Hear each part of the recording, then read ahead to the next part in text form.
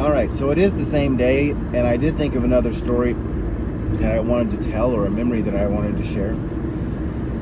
So, as I've told you before, for a good part of my growing up, we lived in Mountain Home, Idaho, and Mama and Papa's family all lived, and many of them still do live, around Glencoe, Alabama. And so when we lived in Idaho, I know that there were, I think, 3 summers in a row, Mama, Uncle Joel, and I drove from Mountain Home, Idaho to Glencoe, Alabama. A journey of almost exactly 2,100 miles. And if I've told, again, it seems like I've told this before, so if I've talked about this before, again, feel free to skip it. But anyway, so Mama was a very organized traveler. Now, there was, again, no internet, there was no Airbnb, there was no Travelocity where you could go and book your hotel ahead of time or anything like that. But Mama figured out, she got a written guide of these particular association or something of motels. And anyway, so what she would do is she would map out the trip 700 miles a day, so that it was worked out evenly for a 3-day trip. And then she would call ahead and book the motel room, so we never had to worry about having a place to stay. And we would get up early in the morning, start driving, and I think the idea was that she figured that she would average 50 miles an hour, which is a 14-hour day. So if we started at 5 o'clock in the morning, then we should be done traveling at 7 o'clock in the evening. And as I think about this, I think, again, this is a time before cell phones.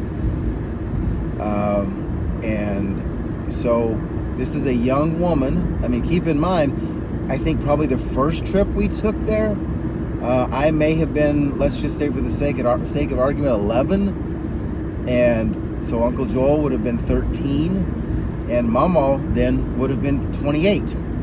So you had basically 2 boys and a young woman. And Mama is still a pretty lady, but she was a very pretty young woman. And traveling across the country alone, the 3 of them, stopping at places to get gas or truck stops or whatever. And it just seems really almost foolhardy. I guess it's not like we were, we weren't pioneers going off in a covered wagon or whatever, but still, it was, the fact that nothing bad ever happened on those trips is a kind of I don't know, surprising, or maybe just sheer luck. But it just, and especially now that we've come to rely on our cell phones and stuff so much. And but anyway, so we made that trip. I'm pretty sure it was 3 summers in a row. And the way that Mama would set it up, and I won't keep going because I have some stories that I could tell around these trips. But it was funny because Mama had the whole thing set up. She would, she took a cooler in the car, and that had, so she had milk in there and stuff to make sandwiches, and then so we would eat breakfast at home or in the motel room. Then we would stop at a